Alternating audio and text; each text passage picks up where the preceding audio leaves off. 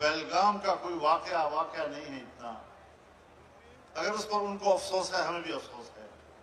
نہتے سیاحوں کو مارنا یہ کبھی قابل تحسین امر نہیں ہوا کرتا، لیکن جب سے اہل غزہ نے اپنی آزادی کی جنگ شروع کی 7 اکتوبر 2023 سے، اس دن سے مودی اسرائیل کا حامی۔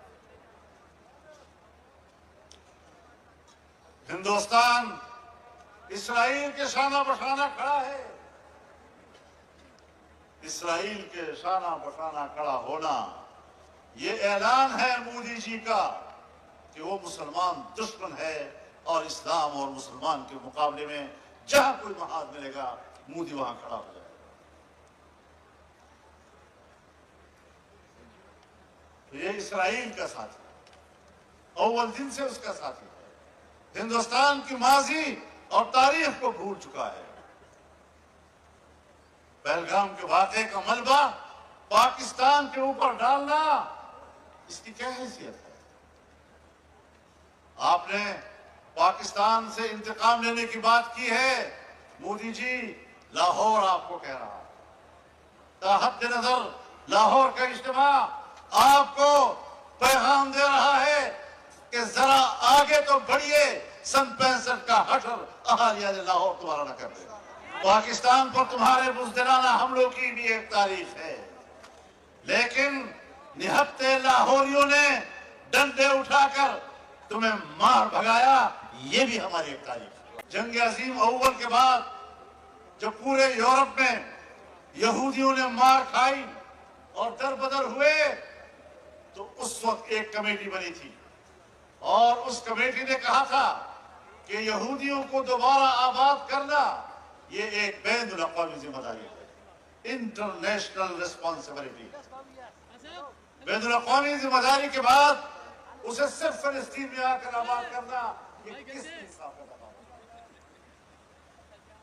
اس کمیٹی نے سفارشات میں یہ بھی کہہ دیا تھا کہ فلسطین میں آباد نہ کیے جائیں، اس لیے کہ اس کی آبادی پہلے سے زیادہ ہے۔ ایک کثیر الآباد سرزمین پر باہر سے لوگوں کو لا کر آباد کرنا فلسطین اس کا متحمل نہیں ہے۔ اس میں یہ بھی کہا گیا تھا کہ فلسطین اقتصادی لحاظ سے کمزور ہے، ایک کمزور ریاست پر مزید آبادی کا بوجھ نہ ڈالا جائے۔ اس کے بعد کیوں یہ حرکتیں کی گئیں، کس مقصد کے لیے کی گئی؟ میں امریکہ کو پیغام دینا چاہتا ہوں، میں برطانیہ کو پیغام دینا چاہتا ہوں کہ تم نے بر صغیر سے جاتے ہوئے کشمیر کا خنجر ہمارے پیٹھ میں پھونکا، اور تم نے جاتے ہوئے عربوں کے پیٹھ میں اسرائیل کا خنجر پھونکا ہے۔ تم نے پوری دنیا کے ساتھ اور عالمی برادری کے ساتھ، مسلم امہ کے ساتھ اول دن سے دشمنی کا رویہ رکھا ہے، اور مسلمان ہے کہ وہ لڑ رہا ہے، لیکن یاد رکھیں میری امت مسلمہ کا حکمران اس وقت مایوسی پھیلا رہا ہے۔ یہ جلسہ ان کو بھی پیغام دینا چاہتا ہے، ان کو بھی جھنجھوڑنا چاہتا ہے۔ یہ اسلامی دنیا، اس کی امامت کا حق آج کے حکمرانوں کو نہیں پہنچتا، اس لیے کہ وہ اپنی امت کا حق ادا نہیں کرتے۔ فلسطین صرف آج جہاد نہیں لڑ رہا، فلسطین 100 سال سے اپنی آزادی کا جہاد لڑ رہا ہے۔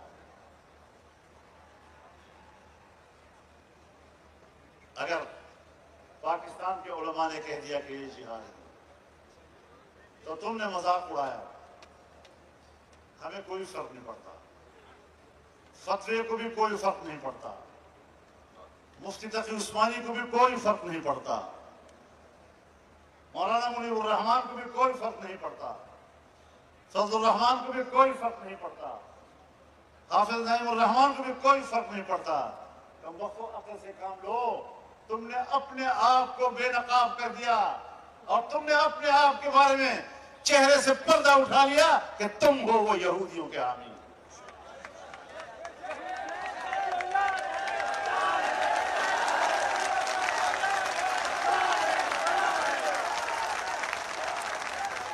امریکہ کا جو یار ہے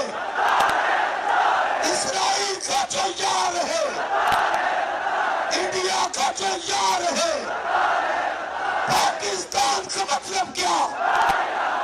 غزہ کے مجاہدوں سے ہمارا تعلق کیا؟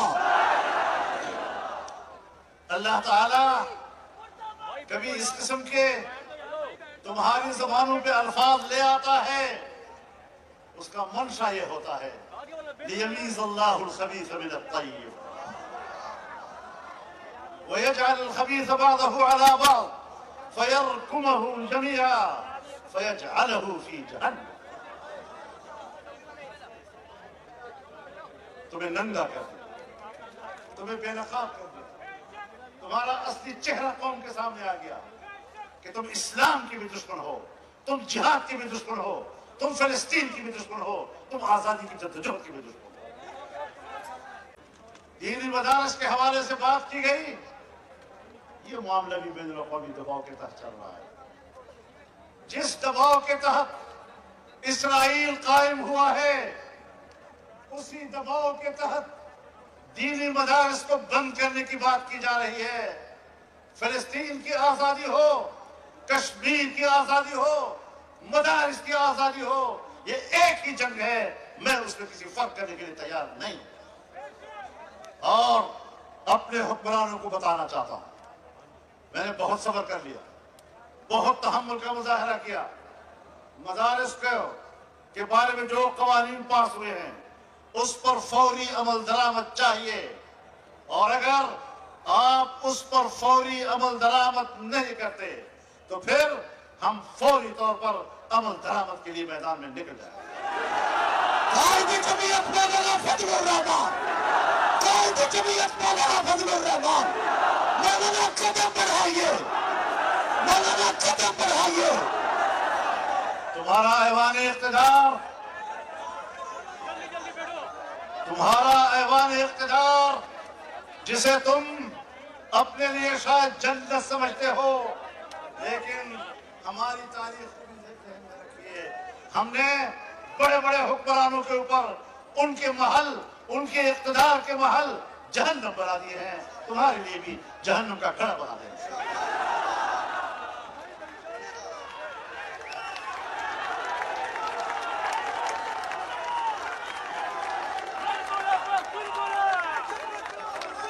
انشاءاللہ یہ جنگ جاری رہے گی. آپ کا عزم ہے اسرائیل کے خلاف، فلسطین کی سرزمین پر قبضے کے خلاف، بیت المقدس پر قبضے کے خلاف، صہیونی قبضے کے خلاف. یہ ساری جنگ ہم لڑیں گے. کشمیر کی جنگ ہم لڑیں گے. پاکستان میں اسلام کی حاکمیت کی جنگ لڑیں گے. دینی مدارس کی بقا اور حفاظت کی جنگ لڑیں گے. ان کی آزادی کی جنگ لڑیں گے اور اسلامی تہذیب کی جنگ لڑیں گے. اس کے بقا کی جنگ لڑیں گے. ہمارا عزم ظاہر ہے. تم بتاؤ تمہارے عزائم کیا ہے؟ ہمیں پتا ہے جو تم سوچتے ہو، لیکن ہم نے ان کھوپڑیوں کے اندر کے خبز کو جانا ہے اور انشاءاللہ اس کا مقابلہ جلد ہو جائے گا. میں ایک بار پھر آپ کا دوبارہ شکر گزار ہوں. وآخر دعوانا رضاکار راستہ بنائیں بھائی، رضاکار تمام راستہ بنائیں.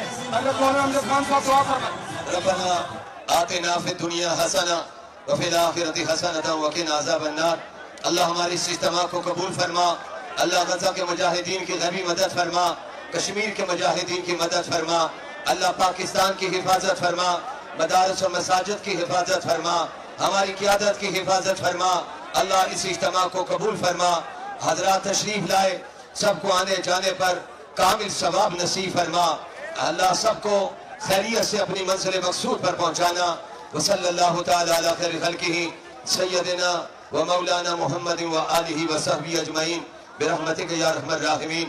ہمارے ساتھی کہہ رہے ہیں ان کی والدہ بیمار ہیں، جتنے بھی بیمار ہیں، حضرت مولانا محمود میاں صاحب، حضرت مولانا فضل الرحیم صاحب، اسی طرح ہمارے دیگر اکابرین، ان سب کے لیے دعا ہے اللہ انہیں صحت کے ساتھ ہمارے سروں پہ تاج سلامت رکھے. آپ حضرات کا شکریہ. اللہ حافظ. فی امان اللہ.